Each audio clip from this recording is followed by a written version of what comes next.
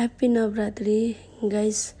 अनि आज चाहिँ हामी यहाँनिर जनकपुर धाम घुम्न जाँदैछौँ र हामी यहाँबाट लगभग 5:30 इभिनिङ 5:30 भइरहेको र हामी चाहिँ स्पेसियली यहाँको लाइट्स जनकपुरको नाइट भ्यू हेर्नको लागि जाँदैछौँ।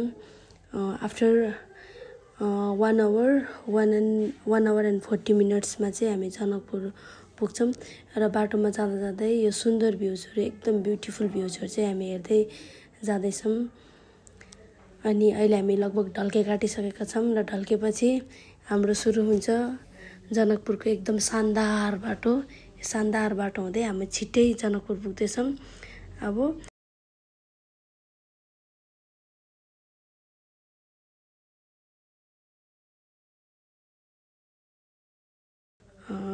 बाटोमा हरेक ठाउँमा एकदम पूजा भाइब्स फेस्टिभ भाइब्स देखिनुहुँदैछ होला है।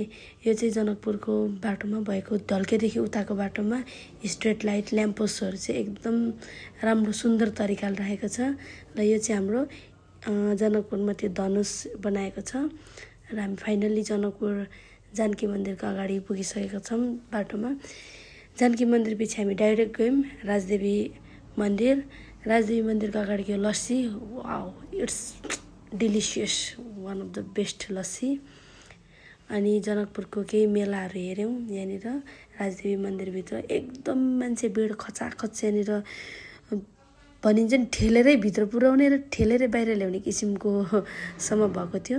अब यो चाहिँ इन्ट्रान्स गेट, यहाँबाट हामी भित्र गइसकेपछि चाहिँ यसको उता साइडमा चाहिँ पार्क मेला लागेको छ।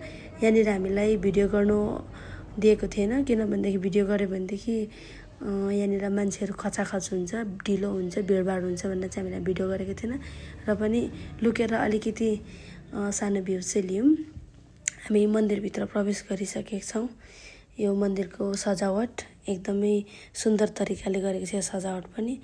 अब हामी यहाँबाट निस्किएर चाहिँ हेर्नुहोस् हाम्रो साथीभाइ सरहरू हुनुहुन्छ। म त्यहाँ कुनाबाट आउँदैछु है, हेलो गाइस भन्दै। हामी यो मेला लागेको ठाउँ जहाँनिर चाहिँ अस्ति रोटिपिङ मेरीगो राउन्ड चाहिँ क्र्यास भएको थियो त्यो ठाउँ।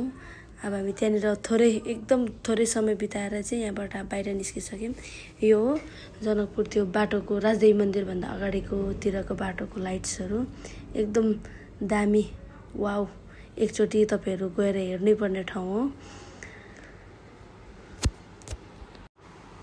अनि यो फिरफिरे पनि किनेर चाहिँ यसो उडाउने हल्का रमाइलो हामीले उडायौँ। फिरफिरे किनेर बचपन याद दिला दिया, ये फिरफिरे नै हमारा।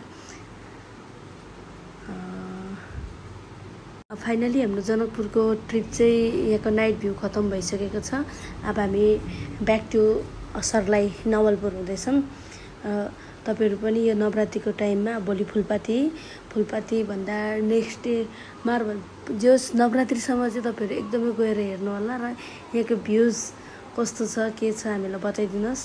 अब हामी ब्याक टु द नवलपुर बाटोमा रास्तामा आउँदैछौँ र आउँदै यहाँनिर पर देखिँदै गरेको चाहिँ त्यो चाहिँ भाटबटिनी हो। जस्ट अघि जाँदाखेरि पनि मैले देखाएको थिएँ धनुष, यो धनुषकै छेउमा चाहिँ हाम्रो भाटबटिनी रहेको छ, जनकपुरको भाटबटिनी। अब गाइस हामी चाहिँ भाटबटिनी अब यसरी आउँदा हामी फाइनली गौतम होटेल आइपुग्यौँ। गौतम होटेलमा आएर यहाँको एकदम यम्मी खाना खाएर चाहिँ अब हल्का रमाइलो अलिअलि गरेर चाहिँ हामी यहाँबाट फेरि back to the direct non stop Nawalpur. Thank you guys.